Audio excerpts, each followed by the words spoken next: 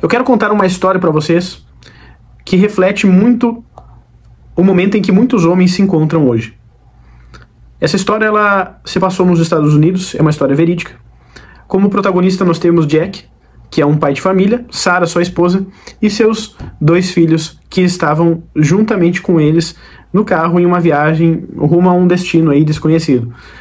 Nessa viagem, simplesmente Jack acorda aos gritos de sua esposa e de seus filhos, e ele, em estado de choque então, se dá por conta que ele dormiu no volante e que era tarde demais, ele não conseguiria evitar um acidente que aconteceria então segundos depois. Quando o carro parou e ele se deu por conta que ninguém estava gravemente ferido, ele caiu em desespero, chorou muito, e sua esposa também, após passar o estado de choque, digamos assim, acabou chorando, os filhos também, e ela vira para ele então e diz: nunca mais faça isso. E então Jack se dá por conta e simplesmente a primeira reação que ele tem, depois dessa situação se passar, é olhar para sua esposa e para seus filhos, chorando e dizer: sinto muito, isso não vai mais acontecer. Pois bem, o que isso relata? Né? Quem que somos nós homens nessa história? Essa história ela se passa no livro A Resolução do Homem, de Stephen e Alex Kendrick, onde eles escrevem e relatam essa história real de uma família que se passou, como eu já disse, lá nos Estados Unidos. E, pois bem, quem somos nós homens nesta história? Nós somos este pai que, de forma imprudente, desatenta, acabou dormindo no volante. E o que seria a situação do carro? A situação do carro é a nossa vida em família. E os filhos, então, são justamente aqueles que dependem de nós.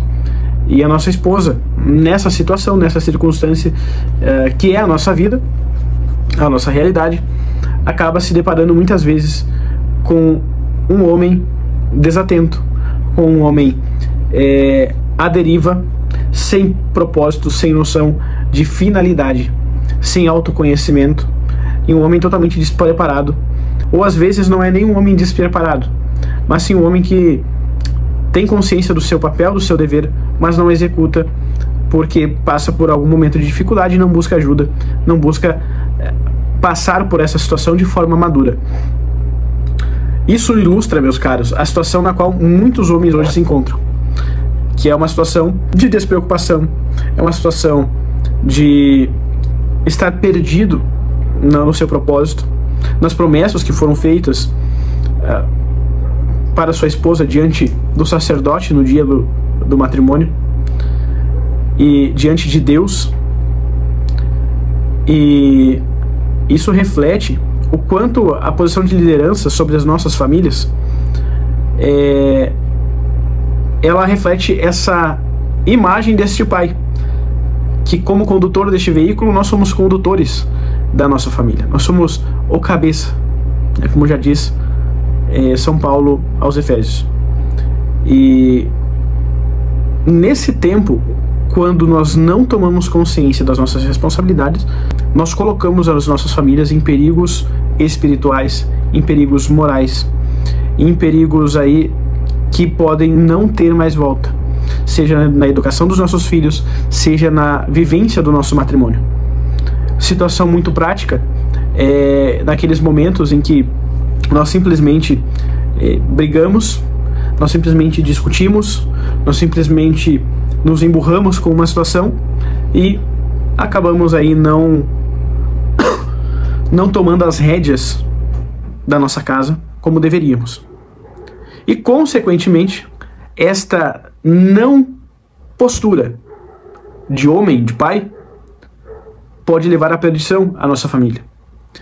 E isso é preciso ficar muito claro, meus caros, que hoje muitos casamentos são destruídos, muitos filhos estão perdidos nas drogas, perdidos nos vícios, nos jogos, nas telas, simplesmente dependentes de tudo isso, como um grito de socorro muitas vezes.